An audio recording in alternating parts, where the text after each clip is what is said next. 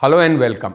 आज हम एक ऐसे सब्जेक्ट पे डिस्कस करेंगे जो सीधे सीधे हमारी आपकी देश की अर्थव्यवस्था से जुड़ा हुआ है, हमारी जेब से संबंध रखता है, ताल्लुक रखता है हमारी आमदनी और इनकम से। तो आरबीआई ने इंटरेस्ट रेट्स को अनचेंज छोड़ा फ्राइडे की अपनी एमपीसी यानी मॉनेटरी पॉलिसी कमेटी की मीटिंग के बाद, लेकिन सीआरआर को काटा 0.5%। इसके क्या इंप्लीकेशंस हैं देश की अर्थव्यवस्था के लिए, बैंकिंग सिस्टम के लिए, और सबसे इंपॉर्टेंट क्योंकि एक बड़ा तबका स्टॉक मार्केट्स में इन्वेस्ट करता है, तो स्टॉक मार्केट्स के लिए इसकी क्या इंप्लीकेशंस है, बात करते हैं इस विषय पर हम आज।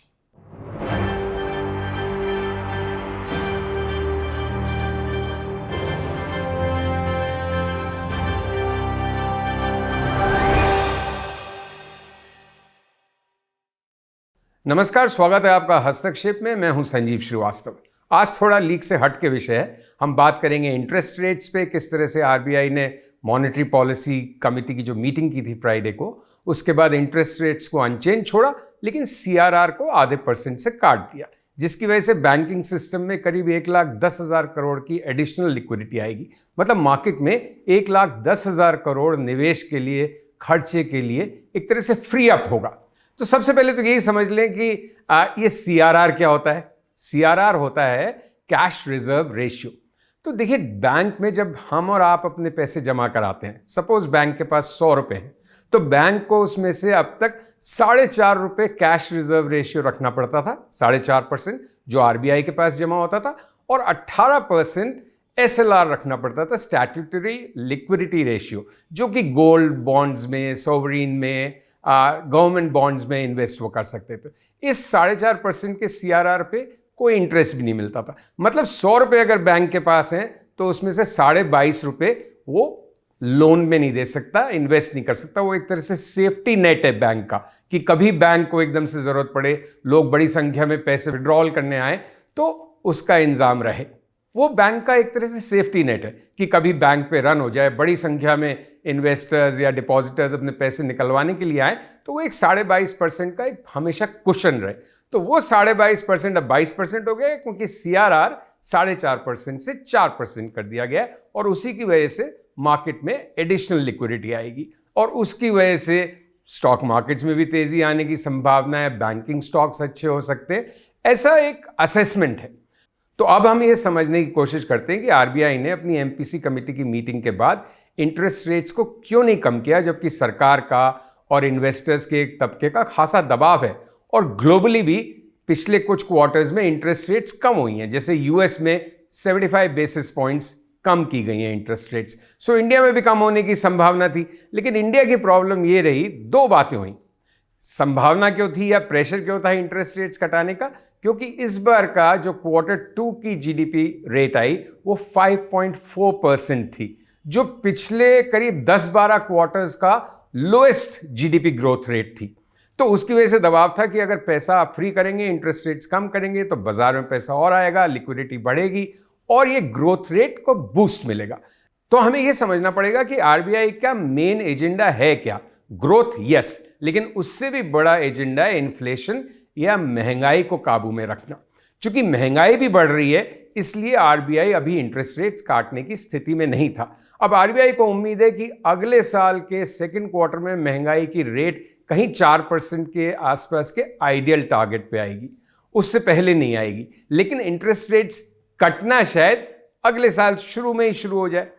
तो आरबीआई ने फिलहाल प्राथमिकता दी है ग्रोथ की बजाय इन्फ्लेशन को काबू में रखने की, क्योंकि उसका मानना है कि जो ग्रोथ रेट में एक स्लंप आया है वो ट्रांजिटरी है, टेम्पररी है। 5.4% से वापस बढ़ने वाला है, क्योंकि rural activity, rural demand pickup हो रही है, फेस्टिवल डिमांड की वजह से थोड़ी बढ़त मिल रही है इकोनॉमी को। तो आरबीआई का मानना है कि अगले साल, मतलब अभी जो थर्ड क्वार्टर की जीडीपी आएगी, उसके अंदर 6.8% हो जाएगी जीडीपी ग्रोथ रेट, और Q4 यानी अंतिम तिमाही में वो ग्रोथ रेट हो जाएगी 7.2%, और टोटल साल का एवरेज हो जाएगा 6.6%, 6.6%, जो ओवरऑल साल के प्रोजेक्शन से तो कम है, क्योंकि 7.2% का प्रोजेक्शन था, लेकिन फिर भी काफी स्टेबल है। तो फिलहाल उनका एम्फेसिस जो है आरबीआई की, वो है कि महंगाई को काबू में करो, क्योंकि अगर कहीं महंगाई का घोड़ा बेलगाम हो गया तो वो हर चीज़ को अफेक्ट करेगा। वो कंजम्पशन को भी अफेक्ट करेगा, कंजम्पशन फिर आपकी ग्रोथ को अफेक्ट करेगा। अगर खपत नहीं होगी बाजार में,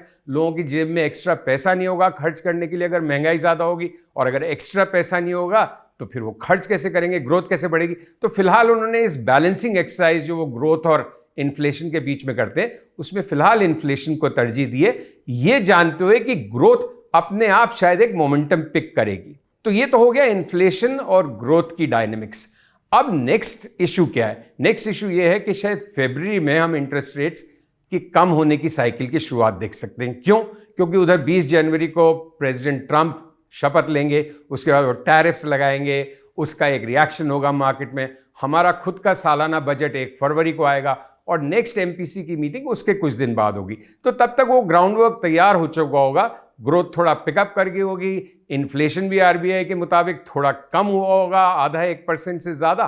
तो उसके बाद एक फर्स्ट रेट कट की गुंजाइश होगी। लेकिन हमें ध्यान रखना चाहिए कि अब से कुछ महीनों पहले तक जैसी बात चल रही थी कि काफ़ी अग्रेसिव रेट कट्स होंगे, क्योंकि तेजी से रेट कम करनी होगी अगर ग्रोथ को पुश देना है, बढ़ावा देना है, अगर इन्वेस्टर्स को बोरो करना ईजी कराना है, बैंक्स की लेंडिंग को बढ़ाना है। लेकिन अब जिस तरह का इंटरनेशनल माहौल बन रहा है ट्रंप के प्रेसिडेंट बनने के बाद, लगता है अग्रेसिव रेट कट्स की कोई बात नहीं कर रहा। तो एक मॉडरेशन रहेगा रेट कट्स में भी, लेकिन हमारे लिए अच्छा है। सब कुछ अगर संतुलन में होता है, एक बैलेंस के साथ होता है, तो वो हमारी अर्थव्यवस्था के लिए बहुत अच्छा है। क्योंकि अभी की अगर ट्रैजेक्टरी बनी रहती है, यही रफ्तार बनी रहती है, तो हम थोड़ी कम ग्रोथ रेट के साथ भी जो बड़ी अर्थव्यवस्थाएं हैं, बड़ी इकोनॉमीज हैं, उसमें दुनिया की फास्टेस्ट ग्रोइंग इकोनॉमीज में से एक रहेंगे। अब बात करते हैं कि इसका हमारे शेयर बाजार पे क्या असर पड़ेगा। आपने देखा अक्टूबर नवंबर में शेयर बाजार में खासी गिरावट देखी गई, बड़ी नर्वसनेस हुई, लोगों ने सोचा क्या बुल मार्केट एंड हो गया है। देखिए, ध्यान रखिए, मार्केट्स पे किसी भी तरह की भविष्यवाणी या टिप्पणी करना इज फ्रॉट विद डेंजर, उसके अपने खतरे हैं। कोई भी एक्सपर्ट नहीं है, बड़े से बड़ा आदमी भी नहीं जानता। बट स्टिल जो एक कन्वेंशनल विजडम है, या जो मेरी समझ कह रही है कि मार्केट फिलहाल के लिए बॉटम आउट हो चुका है।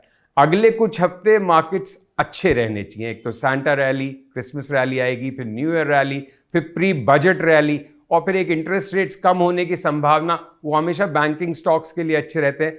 तो अगर हम कन्वेंशनल विजडम या पास्ट हिस्ट्री से जाए, पास्ट ट्रैक रिकॉर्ड से जाए, तो अगले कुछ महीने इंडिया के लिए एक स्टेबिलिटी और शायद थोड़ी बेहतरी का हम दौर देखेंगे।